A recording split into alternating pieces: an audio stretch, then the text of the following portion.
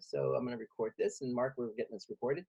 So Katie, would you like to introduce yourself, your title, your role, what you do? Sure. So I'm Dr. Katie Brown, and I'm currently working at a local high school as a school psychologist. I'm also a licensed educational psychologist, and my PhD is in special education. Excellent. And so many of our students have wandered into the path of wanting to major in something, but they're not sure. But many have chosen psychology. Can you tell us why you chose psychology and what maybe you can give advice to students who are choosing the major itself? I think a lot of people who choose psychology, really psychology chooses them. And it's just a part of your character that you are curious about other people and their behavior and how they think and why they think and how they behave the way they do. And I've known since I was, 12 years old that I wanted to be a psychologist. I didn't know I wanted to be a school psychologist. I knew I wanted to be a psychologist. And with a BA in psychology or an AA in psychology, mostly what you'll be able to do is social work type of positions, such as, working in residential, like group homes. They're always looking for people to work part-time to do stuff like that. Or you can work in homeless shelters. But you probably will have to start off volunteering before you get a paid position with just a BA. Okay, good. Many of our students are thinking about, of course, transferring and getting the BA from the AA level, right? So many are thinking at this point, and me and Mark are encouraging the experiences are important. And so we're encouraging those students really do explore those options in terms of the exploration process. What kind of agencies would you recommend they talk to, or what kind of organizations could they talk to that might give them that kind of help? Agencies to talk to about the education part of it, or getting work in the field? Both.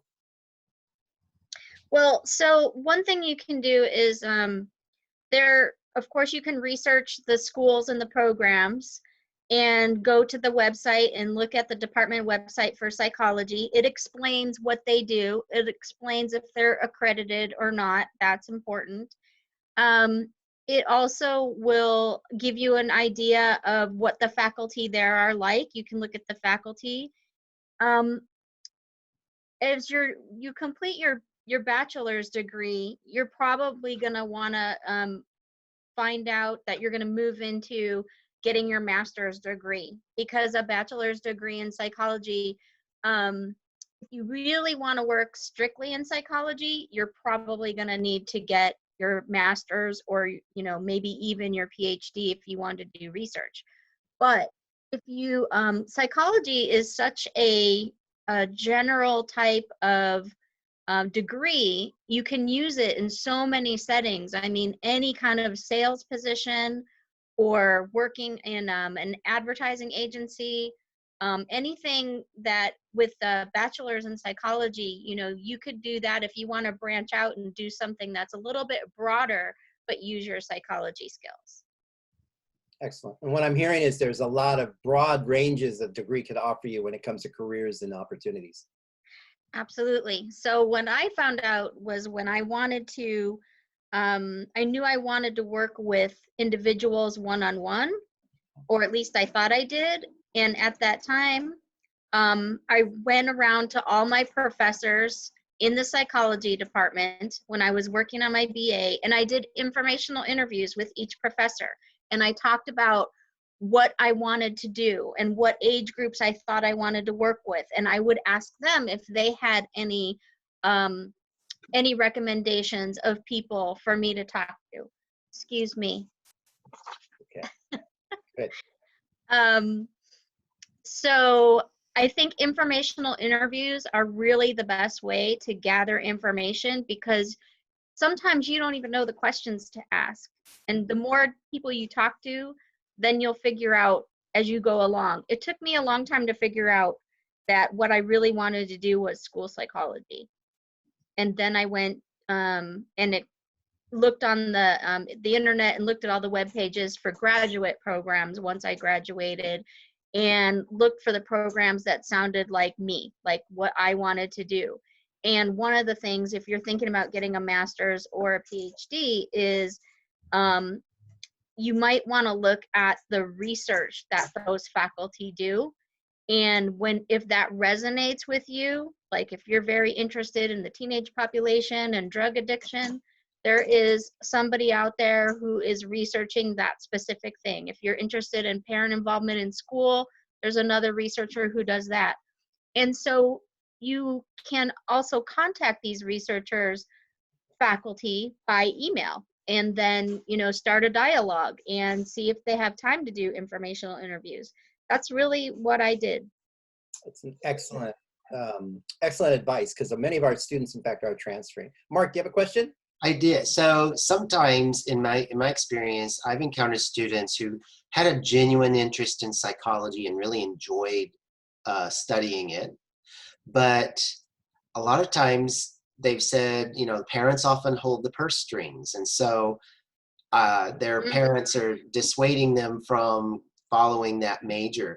What would you suggest that how can I help those students get ammunition to convince their parents that that's a valid major? Yeah, that's a really, really good point. I can't say that my parents exactly knew what I was going to do with it.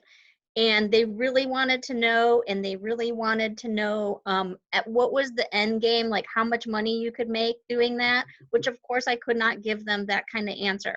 One thing I can say for sure, number one, is that obviously if you love to do something, you're going to be good at it.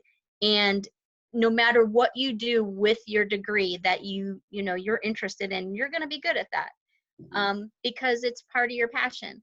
The other thing is, I can tell you, and this is a while ago now, but if you go into the field of school psychology, that's all regulated by the school district. And so there's a salary schedule. Everybody gets paid the same. So when I graduated from my psychology program with a master's, everybody in our area was making minimum $65,000 a year. And this was a long time ago.